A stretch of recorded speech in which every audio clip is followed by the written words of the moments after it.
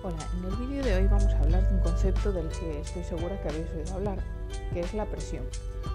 Pues la presión de una botella, la presión de un globo. Bueno, ¿qué es la presión cuando hablamos de un gas? Bueno, pues se define como lo siguiente según la teoría cinética molecular.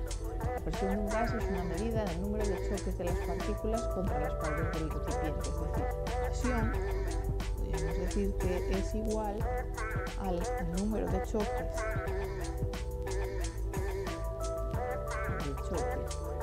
de las partículas de ese gas contra las paredes del recipiente. El recipiente que lo contiene. Vale.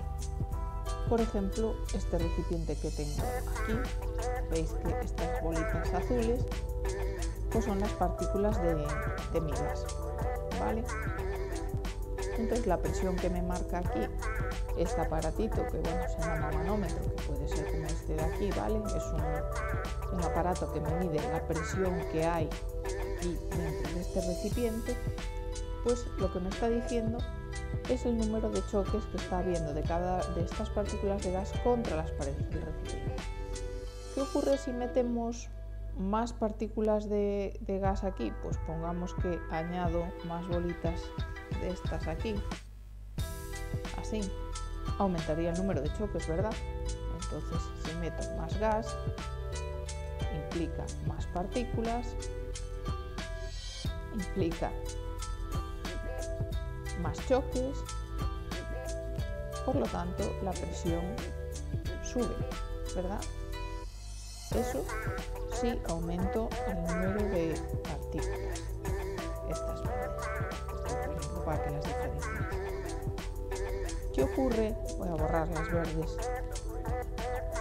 ¿Qué ocurre si lo que hago es subir la temperatura? Es decir, me pongo a calentar aquí, pongamos que yo tengo como calentar, colocar aquí una llama y caliento este gas, ¿vale? Lo caliento. ¿Qué nos dice la teoría cinético-molecular? Que al aumentar la temperatura aumenta la velocidad de las partículas, ¿verdad? Estas partículas que se movían de un lado para otro cada vez se mueven más deprisa, ¿vale? Entonces, con más temperatura aumenta la velocidad de las partículas. Si aumenta la velocidad de las partículas, ¿choca más veces o menos contra las paredes del recipiente? Choca más veces, ¿verdad? Entonces aumenta el número de choques. Si aumenta el número de choques, ¿qué le ocurre a la presión? Pues que sube la presión, porque la presión no es más que una medida de los choques de las partículas contra las paredes del recipiente, ¿vale?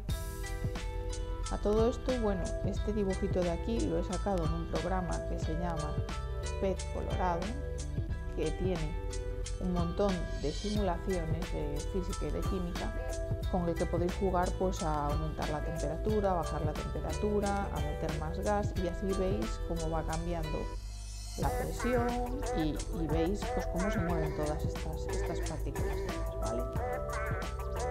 Por último vamos a hablar de las unidades, ¿vale?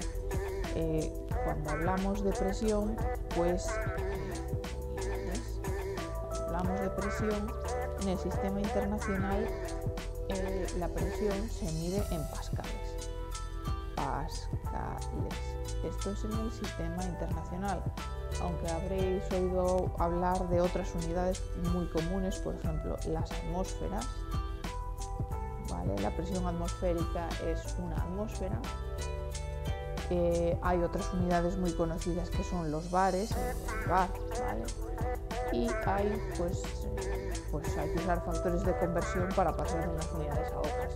Os voy a anotar aquí un par de conversiones, aunque hay un vídeo específico sobre esto. Una atmósfera son 101.325 pascales